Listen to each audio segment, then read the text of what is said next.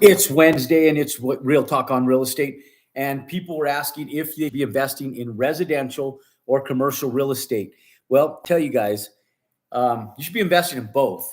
But I'm going to explain to you guys how and why, and what pieces are actually affecting the market on both residential and commercial, things you should watch out for, but also things, those same things that you should watch out for are the same things that are creating opportunity for you. So I want to kind of go over a little bit of all of that.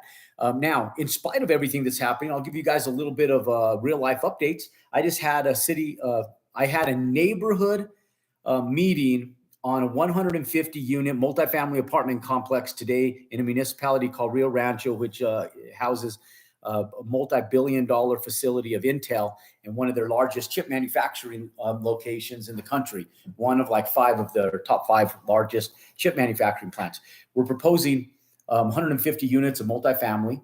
And as you guys know, I build out ground up multifamily developments, mostly in the affordable housing sector. And so should I be investing in this right now, or is it a horrible investment, right? Like, am I flirting with unsuccessful times where real estate is going to cave in on us and things are going to fall apart? And the answer to that is it's all in the eyes of the beholder. Because if you don't do things right now, and you don't understand how to actually invest, it's going to affect you for sure. You're going to land up in positions that you shouldn't be in if you're not careful. But on the same note, there's a lot of opportunity out there. And one of the things that's happening right now, and I'm going to go over this on a residential and a commercial standpoint. Now, from a commercial standpoint, let me get into that here just a little bit. So I'm going to backpedal 2 steps. And in spite of me talking about my multifamily city and neighborhood meeting, which is a 3-ring circus, is always fun to attend. And I always go in there just quiet and like a grain of salt, and I just let things transpire and unfold. So in spite of that, I'm going to get to that here just after I go over the residential sector, because that's kind of fun. But let's talk about residential, because I know that most of you guys right now are looking to get into the industry as far as investing. And some of you guys are looking at scaling from the residential into the commercial sector. And even though some of you guys are just getting started and you just want to get your hands wet with some residential or something smaller, I know that the end goal is to go bigger. And so what should you be investing in the residential real estate market right now? Let's go over 2 perspectives. Okay.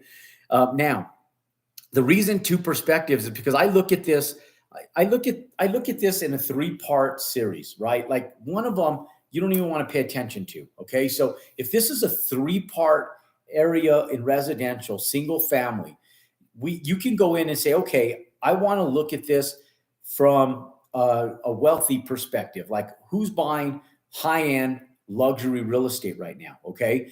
Now, I will tell you, this is a good time to buy high-end luxury real estate that's in financial distress. Okay. That is the number 2 market sector that gets hit the most. Now, the number 1 market sector that gets hit is the single family median home seller or home builder or home buyer, right? Because they're median, they're on the lower spectrum of home buyers. So people that are entry level, those are the people that are getting hit the hardest. Okay. So when I say I look at this, I want to talk about this on a 2-part series. A lot of people follow our content because they want to buy land, build houses, but they want to do it strategically in a market that makes sense. So the second part to this is the upper middle class. Okay. So think about it this way. If you had a bracket, okay, if you have a bracket that, I should draw this out for you guys. So let's say you guys have a bracket, and on the top of that bracket is everything over $1 million. Okay. So everything on the bottom end of that bracket is $400,000 down to 0. Okay. So all of your entry level, your low end, your government assisted, your Section 8, all your low end stuff, anything $400,000 or below. Okay. Then you have this sector called the sweet spot. And it's anything in excess of $400,000 and just below $1 million. Now, there's an exception to that if you're in cities like Seattle, if you're in the Seattle corridor, if you're in Southern California, Northern California, in the Bay Area, super expensive. If you're in Miami itself or Fort Lauderdale, anything north of Fort Lauderdale kind of sections this out, because then it falls into the average median. If you're in New York City itself, Manhattan, parts of New Jersey, this may not constitute for you. And even now, like Salt Lake City, Utah is one of the most expensive places in the country to live. And it's surprising because it's Salt Lake City, right? And so anyways, one of the big things, guys, is what you're investing in, right? And you guys hear me say this in videos and when I'm talking to you guys and training and explaining things, I say, look, it's not whether you should be buying or not be buying, it's what you should be buying and how you buy it. Okay, so listen, I'm going to take this in two parts. Now, you should be buying. Since 1998 to today, there's never been a year that we haven't purchased. It's not whether we should be purchasing, it's what we purchase, but the strategy of how we purchase it changes. So listen up. Here's what you should be paying attention to in the residential market. There's opportunity in all three of those sectors, by the way. And let's hit on all three. I really want to focus on two, though. So let's talk about the lower end, everything under $400,000. Where do you fit into this? Well, I'll tell you, one place that I fit into this, and I've made a lot of money in early years, and I still actually refer out properties that I feel like you guys should be buying. And I'm going to give you guys a little hack on how to buy program homes, how to buy track homes, homes like LGI, homes like Pulte, DR Horton, Toll Brothers, Lennar Homes, the big builders. Okay. So if you guys want to make $50,000 in the next 12 months passively, like without doing almost anything, you have to do a little tiny bit. But if you want to go to work and then in about a year to 18 months, you guys want to make $50,000 kind of not thinking, how many of you guys want to do that? Okay. By show of hands, in the chat, just give me a little bit of love. And if you want to make an extra $50,000, just as a little side note, but one thing that you do have to have with this one little hack is credit. You don't have to have a lot of money, but you do have to have decent credit. You got to have in excess of a 680 credit score.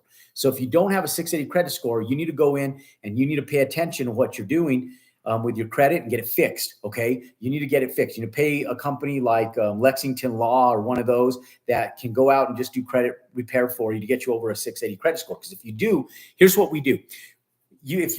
Some of you guys that are watching this video actually live in program homes.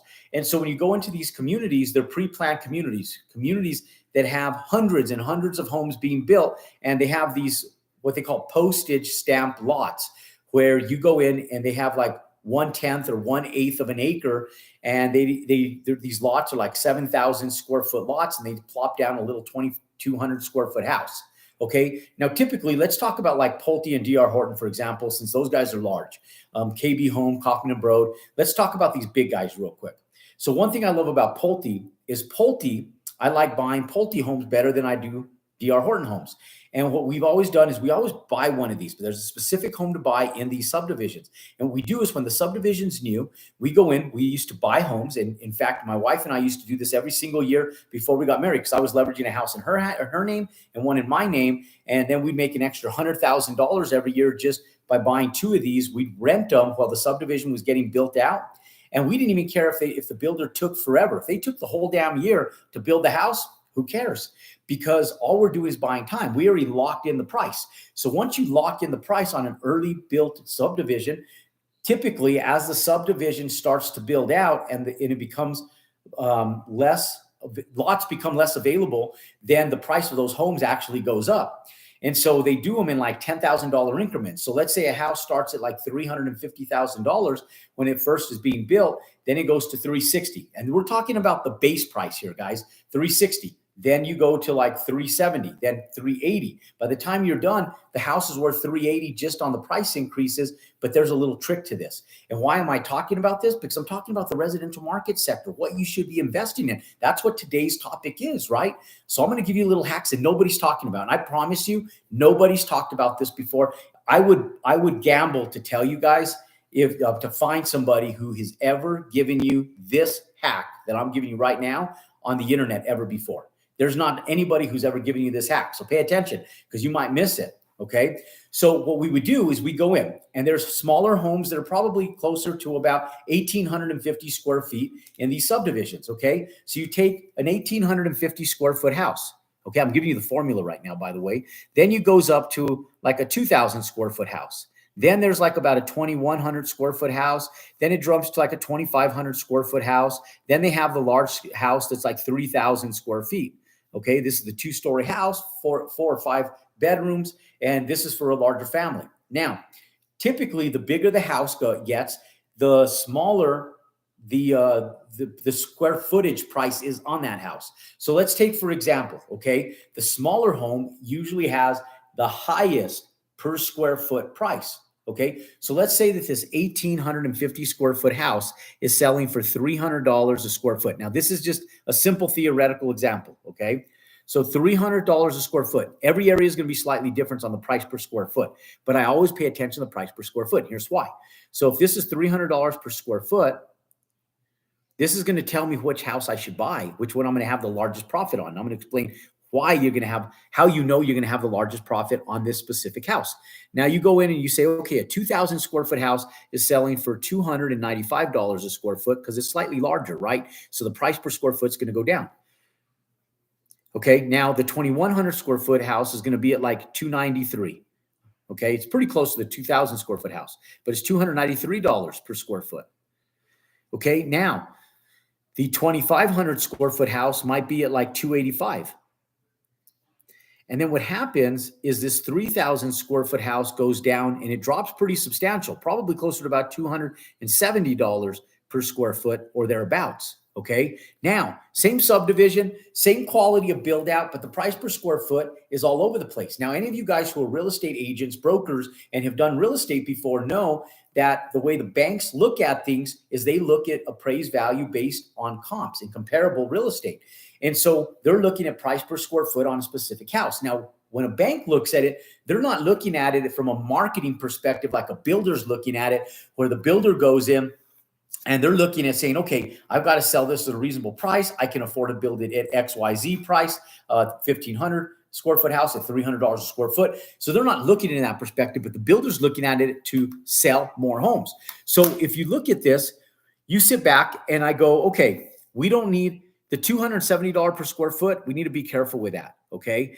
Because that price is too low. But if we look at the $300 per square foot and we look at the 2,100 square foot house that's at $293 a square foot, I'm sitting back going, okay, it's low enough that there's a spread already, okay? So if I do $300 per square foot times 2,100 square feet, that's $630,000, okay? Now, these are theoretical. This obviously goes over the median, but I'm just using this as a simple theoretical example, okay? 1,850 square feet times 1,850 square feet times $300 a square foot, that's $555,000, okay?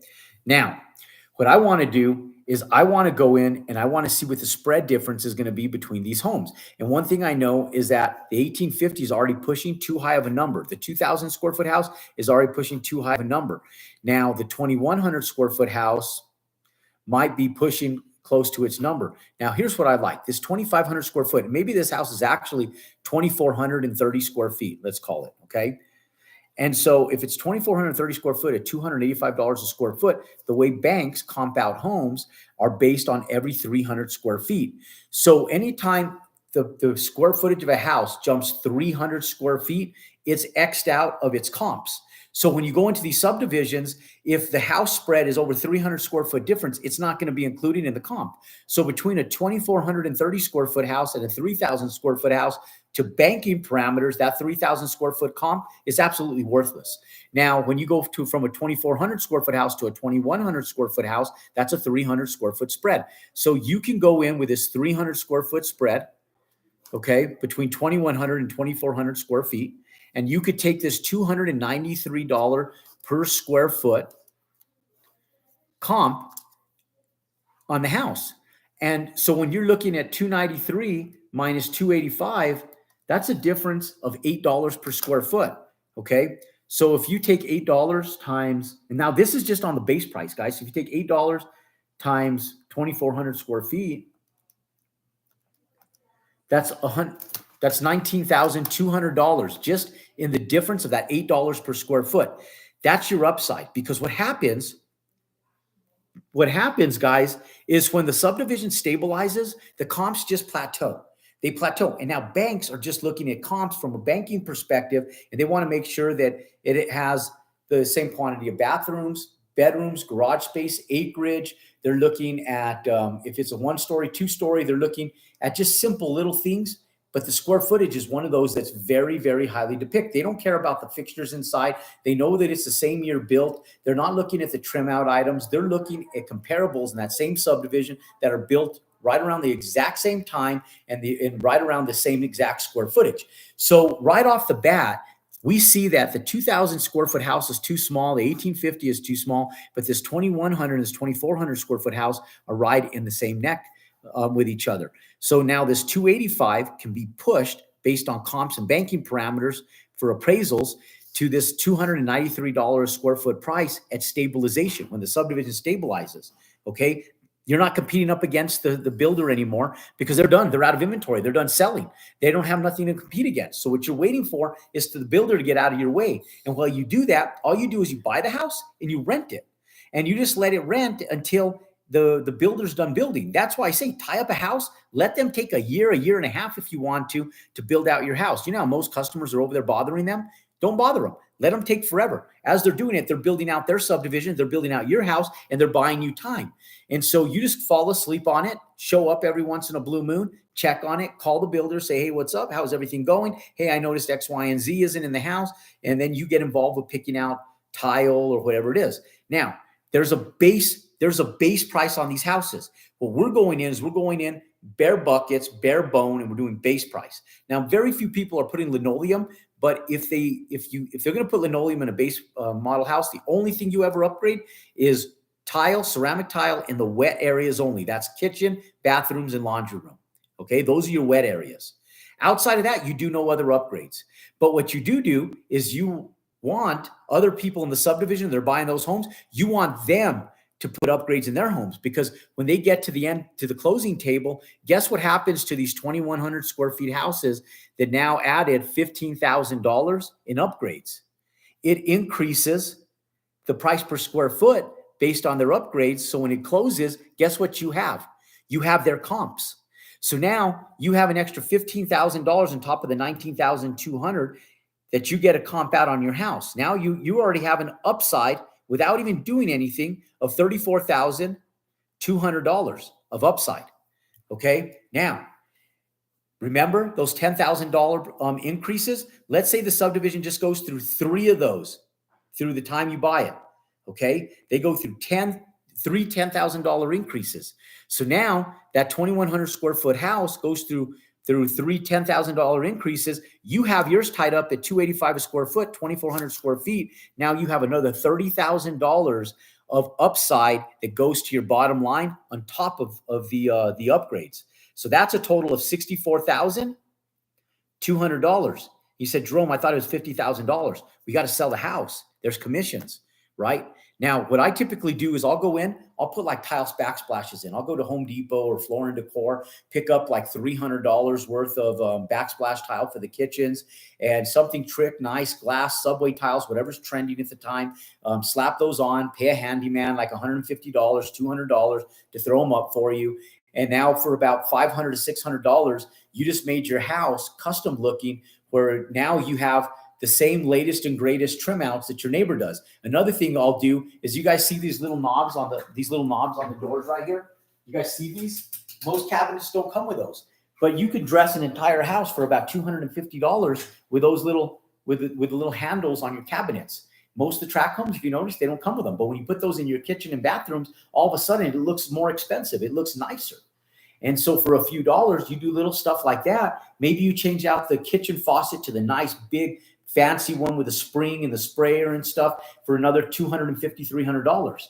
So ladies and gentlemen, you do those little tiny amenity upgrades. Now you have interested buyers, and you're able to go in and make about $50,000 in about 2 short years, 1 short year, whatever it takes for that subdivision to stabilize. Just a cool little hack, guys. And we've done these for years. A lot of our people in our student program, we'll underwrite these and we'll tell them, hey, well, you're building a house, go buy one of these suckers. And the reason I tell you guys this right now is because the median home is struggling because those home buyers that are in the lower demographics of economic stability, they can't buy homes right now. And there's a ton of them that these builders have on the market. So for the first time in over the last 5 to 7 years, they have inventory that's sitting there. So if you're a builder, you have inventory. What do you want to do with that inventory? You want to sell it. You want to finish it. So that leaves an open opportunity for you guys to go in and shop for some of this inventory that's sitting. And not only that, a lot of times what I'll do is I'll go in and negotiate with a builder. So if, let's say, for example, they have some inventory that's sitting, and now all of a sudden they went from pre-solds to what's called a spec home.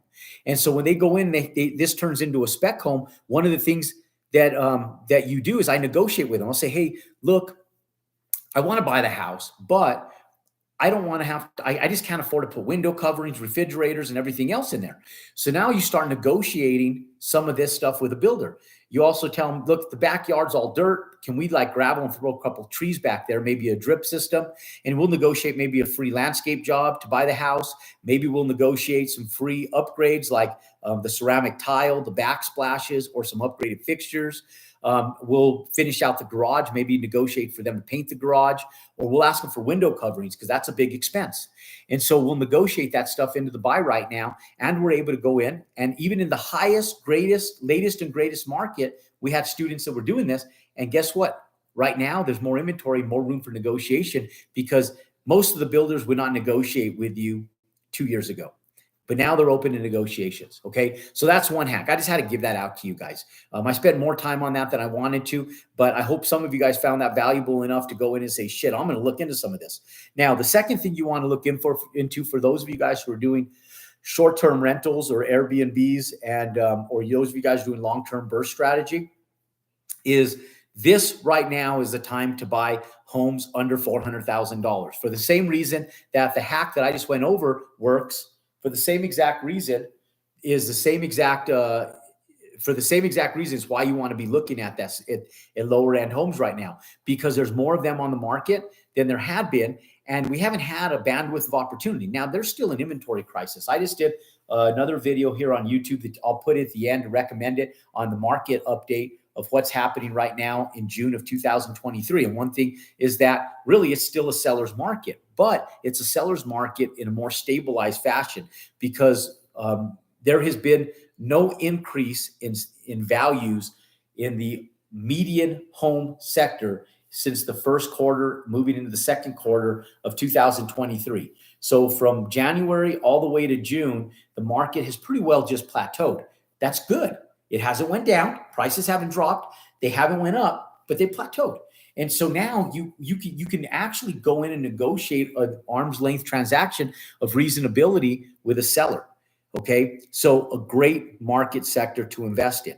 Now, one thing that you should pay attention to if you're a high-end buyer and you're buying luxury real estate, that's the second market sector to pay attention to, only because that market sector will get hit. And the time to look at that market sector and the lower demographic market sector, homes under $400,000, and to really pay attention to them, here's a key, guys. Here's the golden nugget right here, is when unemployment starts to go up. Because right now we're only at about a 3% unemployment rate. Historically, we typically hover between 6 and 7%.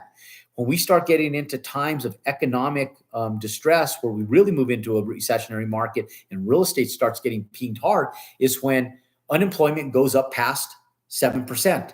And when unemployment goes up over 7%, then all of a sudden houses can't sell because the median home buyer can't afford them. Unemployment is high. There's a lot more foreclosures. These are the people that start losing their homes. And so you should pay attention to them. But in the same thing, we all know that people overlive. So the same thing that's happening with lower end jobs are happening with higher end jobs in engineering, tech, and all of the larger high end 6-figure jobs. People are, when they get laid off, these $1 million homes that they're buying all of a sudden become less desirable, and they just need a place to live. Hence, there's opportunity in the high end luxury real estate market. But one market that I haven't talked about yet, and this is in our buy land, build, flip category, is homes over $500,000 and under $1 million, because this is the upper middle class. This is the more affluent. These aren't people that are the ultra wealthy, but they do well. They're hard working class Americans that are doing well, and they constitute for the 14% of cash purchases dominate in this sector. And this, ladies and gentlemen, if you're buying land and building houses, should be the key component in the one sector you should pay attention to. Okay. Now that is single family residential. Now let's talk about commercial real estate right now. Okay. Now I will tell you guys the strategic repositioning of distressed office and retail is going to be the largest sector of profits that are going to be generated nationwide over the next few years in the commercial market sector. And why?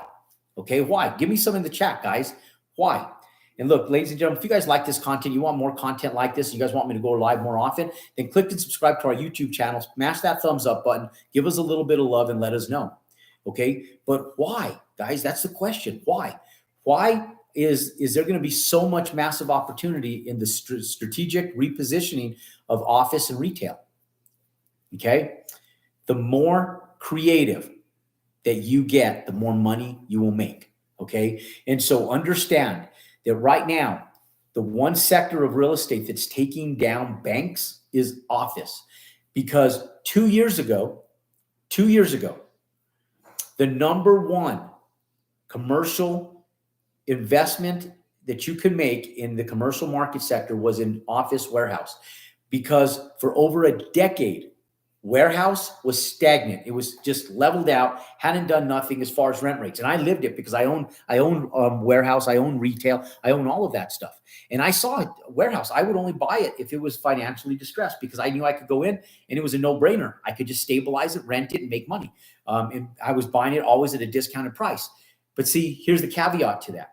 Okay, so we come in, you buy this. Now, warehouse rent, the rents on warehouse increased by over 31% in 2001. 31%. It was an historical high. Look it up. 31% increase in industrial warehouse. Okay. You know what the number two most sought after commercial asset class was in 2021 after industrial warehouse? It was office. Of all things, like, you would think that COVID would have destroyed office, but office was number two behind multifamily, coming in at number three.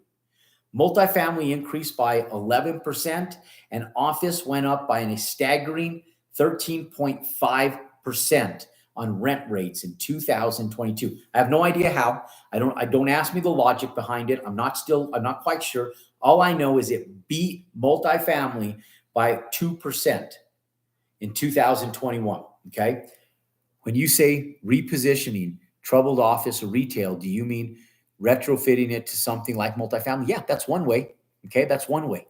And so listen, okay, I'm going to give you guys a couple ideas here. Now, real estate distresses land. Okay. So one of the big things that you want to look for is a couple things. So when I say strategic repositioning of real estate, your land is also real estate. Okay. So it's not just the building and dwelling that sits on that land, but it's the land and its entirety, whatever's on that land or whatever else minus that thereof. Okay. So understand that one thing that we've done is we take old office, we even take hotels that are financially distressed, and we reposition them into multifamily. We'll take old office buildings, and I have one that we're stabilizing right now. We have tenants moving into that property right now as we speak. And it's just it's a small one. It's 104 units, and it was an office building. It was financially distressed. We tore down about a third of it and kept 2/3 of it. And we turned the 2/3 that we kept into 44 units of multifamily. And then we built 60 new units on the land. So I always look for land. I look for more land than I need. So I have a warehouse out in DeKalb, Illinois, and it has 150,000 square foot warehouse building on it, but it came with 26 acres. The building that sits on there now sits on 13. There's 13 vacant acres on the back. And the reason that we bought that property is because of the 13 free acres in the back. The owner made the front building LEED certified. It was built in the 70s, but he updated and remodeled the entire building. That thing cash flows like a beast. And I got 13 free acres. Okay. So it's still strategic repositioning, because I'm taking that property and now we're building out another 150,000 square feet on the free land. And I'm able to go in and collateralize the land as part of my down payment. So it brings down my overall basis on the build. Okay. Now, when we did in this office building, and I'm just going to throw out some ideas here, giving you guys examples of projects that we've done in the past. Okay. So we have that 104 unit, that office building was on the market for 1,400 friggin' days, 1,400 days. Do the math, guys. There's 365 days in the year. Okay. 1,400 divided by 365 days. That's just shy of 4 years on the market, and it hadn't sold. And when we went in, we not only gave them a full price offer on the land, we had to pay the broker a finder's. It wasn't a broker; it was a wholesaler, and we had to pay them a finder's fee. And they would not allow us to pay them less than $150,000 finder's fee, because they knew what we were going to do. What happened is they found out what we were going to do with the land. Now, 104 units. Okay, so we landed up buying this for $1.8 million. Okay, so $1,800,000. Okay, we overpaid for it for sure. Okay, so $1.8 million, and you divide that by 104. That's $17,000 per door that we paid. Now, but here's the thing. It didn't cost us $165 a square foot to build out 44 units. It only cost us $35,000 a unit to convert them to multifamily. So we friggin' crushed it. It cost us $15 million all in, including the land. We just got that property appraised for $31 million. We're going to walk away with a $15 million equity stance in this property, and we're going to stabilize it at about a 15% cap rate. I mean, home run, all the way around. And when we first went to the bank with it, they said, we can't lend you the money because you're overpaying for the asset. We said, we're not. Look at it as vacant land. They said, we're collateralizing the buildings. We can't look at it as vacant land because it has buildings on it. And so they collateralized the buildings, only gave us a $750,000 loan. So we had to raise the other $1.1 million just to close on the property. And we came in obviously with some of our own money, and then we took that and we went and entitled it, spent about $250,000 getting designs, blueprints, engineering. And then we went to market with this. And originally they had appraised it at $36 million, but there's been a market compression with rent rates and valuations and cap rates like I've been talking about. So they just appraised it at $31 million in November. And so it might only be worth now maybe $28 million because of the compression as well. But one thing we know about real estate, if you look at it historically, back from 1900 to today, it's done one thing, and that's consistently went up over the course of time. And so if you look at it on a bell curve, it might do this number, but it's doing this number. Watch. If you look at it like this, I'll do it like this for you guys. Watch. Okay. So the market might be doing this, ups and downs. But if you look at it over the course of time, it continues to go up exponentially over the growth of time. Okay. There's ups and downs, there's peaks and valleys, but over the course of time, it continues to go up. Okay. That's what the real estate continues to do. And so one of the big things that you want to look for is you want to look for the upside in that real estate. And when we bought this office building, we were able to crush it. Another thing that we bought is now here's a different scenario where you don't even use it. Okay. Where you tear it down. We were able to go into the central part of the city and purchase an old bowling alley. Now, how many of you guys driven by old bowling alleys? And they're an eyesore. They're ugly. Typically old block buildings, painted, they're ugly. And a lot of times they're even shut down. This one happened to be shut down. And so we went and picked up the land for dirt cheap. It was in an opportunity zone. Not only an opportunity zone, but it was in a redevelopment zone for the city. So we landed up getting a 12-year, $8 million tax abatement. It was equivalent to $8 million. So on top of what we make on the apartment complex, we also make $8 million over 12 years because we don't have to pay no property taxes for 12 years. It was part of the city redevelopment program. Now, here's what's also cool. We built that product for $16 million, refinanced at $32 million appraised value, and exited out all the investors, have a $16 million equity standpoint in that property. And if that thing cash flows at about a 10 to 12% cap rate annually. It's fully leased and it's going up in value and it's in an opportunity zone. So if we keep it for 10 years, guess what happens? If we keep it for 10 years, We go in and we pay, if we land up selling it 10 years later in an opportunity zone, we pay zero capital gains taxes. So if in 10 years that property's worth $40 million, we're $16 million into it, all of the profit, even if we go in and we depreciate that asset, we pay $0 in capital gains taxes. We could take that out and we don't have to deploy it with a 1031 exchange. We don't have to depreciate. We don't have to do any of that stuff. We could go right into that thing and sell it and keep 100% of our profit. And we don't have to pay no capital gains taxes on it after 10 years on this property. Old bowling alley. Picked it up for about $600,000. Okay, old distressed bowling alley, $600,000 turned into a $32 million asset. That's what you call strategic repositioning. And right now is a great time to do that. Okay, right now. Now, one thing that's hard right now is that money is tight and banks are really extremely, extremely tight. And so it's a perfect time to start entitling property. And I'll tell you why. Because money's not going to stay expensive forever. And one of the big things that you guys can do, and I mean, all politics set aside, guys. I mean, I don't want to talk politics, Democrat, Republican and stuff, but I have to add a little bit of this to it only because it really flows with what we're talking about legislative wise and policy wise to help investors and real estate professionals make sure things streamline. Okay. So there was a bill that was just, that just went into legislation, and it's coming in from the Republican side, and they're asking to be able to indefinitely extend the 100% tax bonuses on real estate, meaning that you can go in and do a cost segregation study and take a bonus depreciation and depreciate the entire 100% of the entire asset in the very first year that you own it. Meaning that if you depreciate it down to zero and you're going to keep it until you hit that value of the cost segregation on that property, you don't have to pay property. You don't have to pay income taxes. Okay. It's huge. And so there's so many Republican bills that are in favor of real estate investing. Democrat, Republican, I don't really care. Republican, Independent, Green Party, I don't give a shit. All I know is that I just go after what's going to benefit our business and our economic standpoint of what we're doing. And you should too, you know?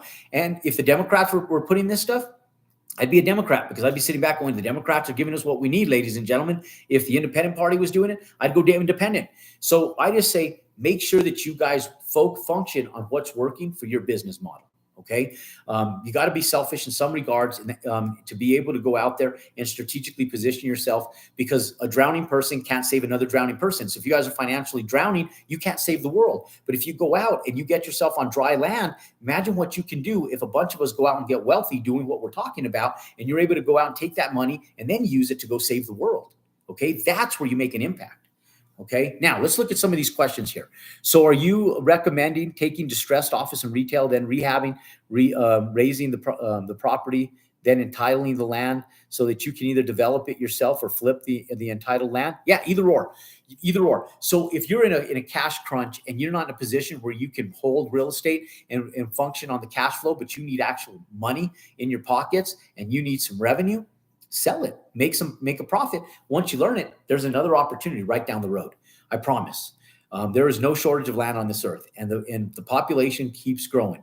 We're like bunnies. When I graduated high school, the population was 4 billion people, and now we're sitting just under 8 billion people. So in just over 30 years, ladies and gentlemen, the population has doubled. And so what that tells me is it's going to continue to go up. There's always going to be a need for real estate, and there's an indefinite amount of real estate that's going to be needed over the course of time.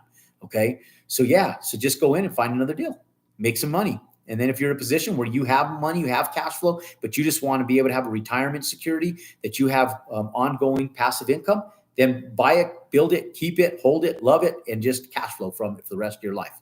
Okay. Is the U.S. average per home unit multifamily now closer to $211,000, down from $300,000 perhaps 1 year ago? Probably $150,000, because the values have almost dropped in half. Think about it this way. Okay, Robert, if you were functioning at a 3% cap rate a year and a half ago, now interest rates have went up and you're at a 6% interest rate, and you're modeling a 6% cap rate. That means that based on your net operating income that hasn't changed, your value is only worth half of what it was. Okay, because just take, for example, let's take like a $1 million, get a calculator out. Okay. Take a net operating income of $1 million. Okay. So you take $1 million and divide it by the cap rate. Okay. That is the formula for value. It's net operating income divided by cap rate equals value. So if you take $1 million and you divide it by 0.03, the value of that property is $33 million. Okay, 33.3 million. Okay, that was a year and a half ago. Now let's look at it. Same net operating income, same building, same tenants, same everything, same leasing office. Nothing's changed. The only thing that's changed is how expensive money is and cap rates have went up. So we take a $1 million net operating income. That's 10 million. This damn calculator doesn't have commas in it. Sorry, guys. Okay. And you multiply that times 0.06, 1 million.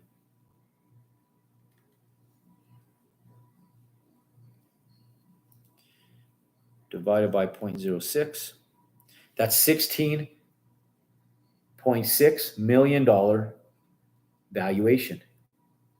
Half, ladies and gentlemen, half. That's how you figure out your value. Half. Okay, so your price per door, now just multiply that times your door price and divide it out.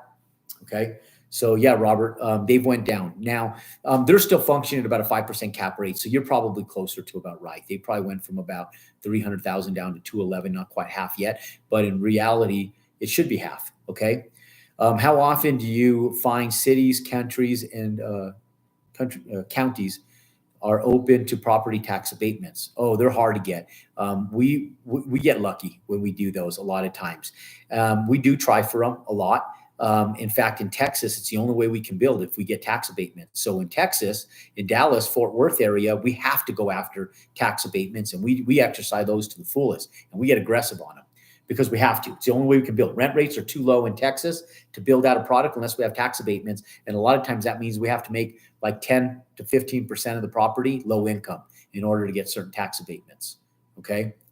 Angela Williams, how long does it take to see cash flow once you get a multifamily deal? So it depends. Are you talking about a new build, or are you talking about a stabilized asset that you're buying that's pre-existing? If you're doing a new build, typically it takes about 9 months to entitle and get permits, give or take. And then it takes about 18 months. So you're about 2 years into the entitlement and build out for an apartment complex. So figure 2 years plus about 6 months to lease up and stabilize. So you got about 2.5 years before you start seeing real cash flow on that property. But typically when you build, you see larger cash flow and your ROI is a lot higher. So it makes up for the difference. Now, if it's a pre-existing asset, you should be cash flowing the day you buy.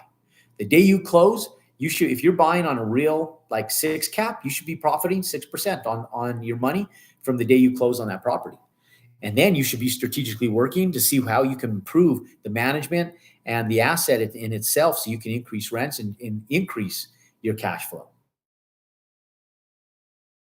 Okay, that's the game. Because if you increase your cash flow and you increase your net operating income based on what we just talked about, guess what else happens to your values? They go up. And now you have upside equity in your property based on financial returns. Okay, that's how things are done. Okay, the Marine of Texas, from Texas. Could you leave this live up? Because I would love to go back and rewatch. Yeah, bro, all of them are up. Just go to our channel, click and subscribe, and then pound that thumbs up button, guys. Give us some love, and always go back in and click and subscribe to our YouTube channel. You'll get notified, but it'll be up indefinitely. Benny, on multifamily, is it better to be an LP or GP starting as a beginner? Doesn't matter. Get some experience as an LP. If you have an opportunity to come in as a GP, I would take it. I would take it. If somebody's willing to put you in in a GP role as a beginner, take it, because that gets you a resume. But most sophisticated GPs aren't going to take an LP, somebody that doesn't really know the investment side of it, and add them in as a general partner. They'll typically leave them in as a limited partner with no voting rights. That's what we would do. Okay. But if you get an opportunity to be a GP all day long, run with it.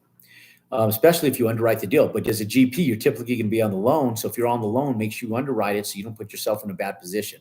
Okay, Harry Law, in Phoenix and Tucson, we particularly have zero inventory for flex space. Nobody really building business parks 10K to 12K per square foot buildings.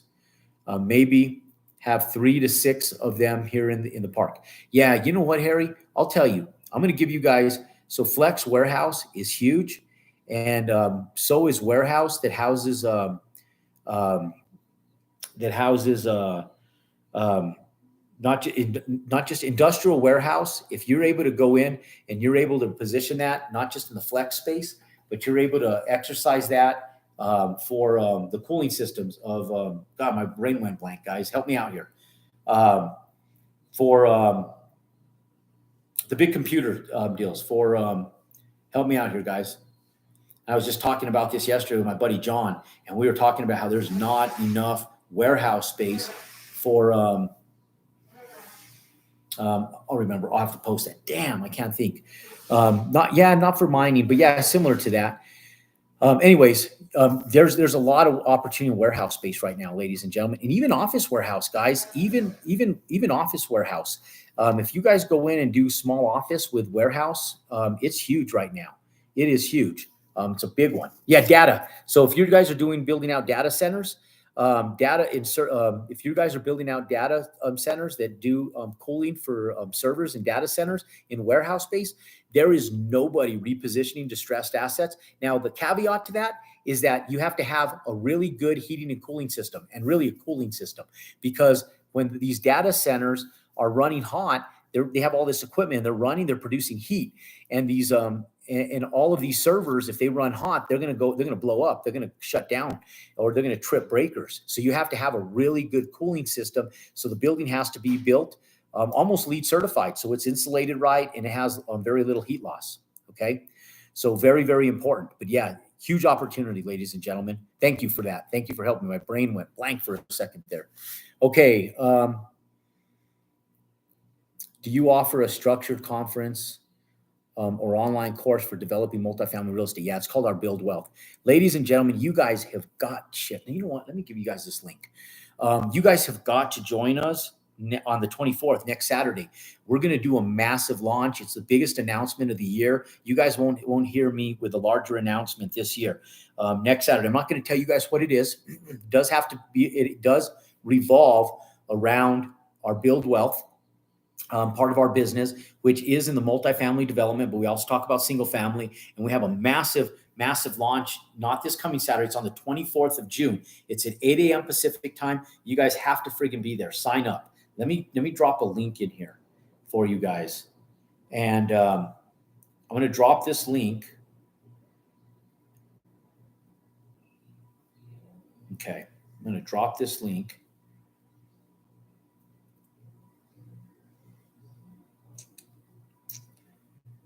And you guys have got to join us. Oh, yeah, there it is. Okay, just want to make sure I have the right link. Okay, I'm going to drop this link, ladies and gentlemen. You guys have to join us. I'm going to put it here in the chat. You guys register for it, so you guys get notifications. You get the Zoom link for it.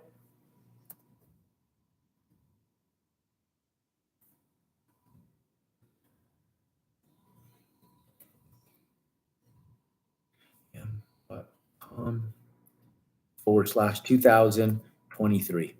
Okay. That's it. You guys see that? You guys click on that link, register off that link.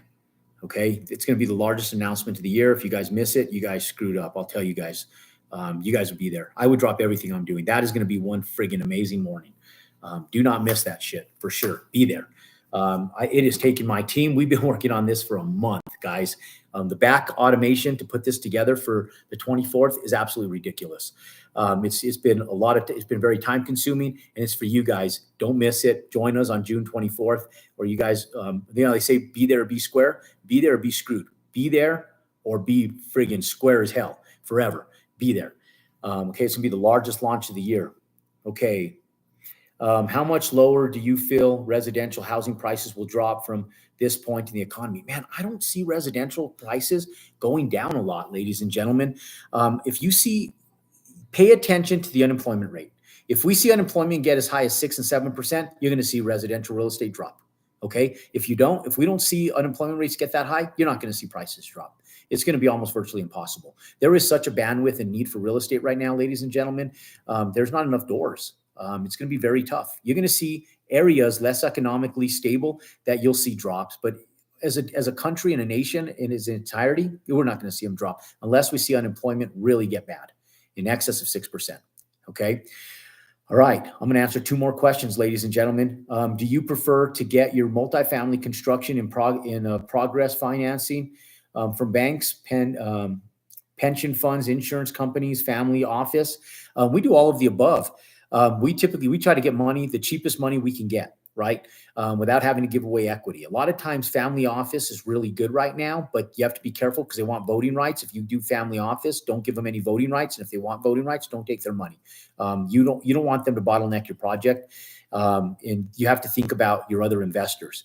People that come in, you can get more inexpensive money if you structure it with equity. Right now. So we're giving away a little bit of equity to be able to decrease liability because money's so expensive. But typically like HUD loans are really attractive right now, but they take 10 months of underwriting. So there's like a bandwidth of time that it takes to do HUD lending, but you can still get HUD loans on construction at like between 5.1 and 5.8% right now. So you just have to be strategic with money right now, ladies and gentlemen. Without development experience, do private debt lenders require a sponsor? Or if so, how does the work to get a sponsor? How does that work to get a sponsor? You got to partner with people, ladies and gentlemen. I'll tell you guys, I don't call them a sponsor. I call them my business partners. We do the asset management and we are the GPs on a lot of our own projects. When I did it for so many years alone without any investors. I owned millions and millions and millions of dollars worth of real estate where I was the only investor in it. And we managed the properties. We owned the properties. We built the properties. We did all of the above. And then when we scaled, back in like 2016, we started figuring out how to use other people's money more strategically. So we got investors, GPs, the LPs, and I went in and I shedded off a little bit of equity to learn how to raise capital, not to learn how to build, not to learn how to buy real estate, to learn how with the asset management side of things were to syndicate these things. And I was giving up to 50% equity away on these deals because it made sense because I needed to learn. And that 50% allowed me to go from having like a $40 million net worth to being able to do over $150 million a year in development and increase our net worth by hundreds of millions of dollars. So understand that whatever you need to do to get in, find a sponsor, partner with somebody who knows how to syndicate and are good sponsors, partner with them. Find out where your expertise lie and what you can add value in, even if you come in with a small sliver of equity in that thing to get resumed and then get in the game. Once you're in the game, once you learn it, then you own that information, knowledge, wisdom, and resume forever.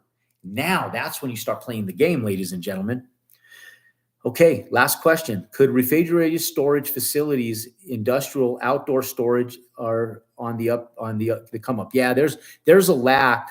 There is a lack of cold storage, ladies and gentlemen. That's big. I don't like the cold storage game personally. I own some cold storage. It's a lot to maintain. You got to do triple net leases. When you have it leased, it's a great game to play.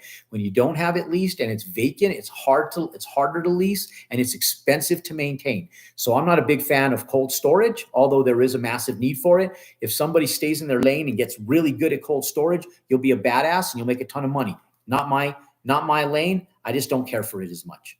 Cold storage rents are up like crazy. So like I said, when they're leased, you're gonna cash flow like a beast.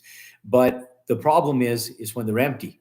And at some point in time, they're gonna go empty on you at some point in time. And what I hate about cold storage, a lot of times it's massive building one tenant. And so if you go dry on that one tenant, it's like owning single family homes. Now you're servicing the debt on that loan. Okay. So you got to be careful with that stuff. You got to be smart, wise, and strategic in regards to how you take that down. Ladies and gentlemen, tons of information.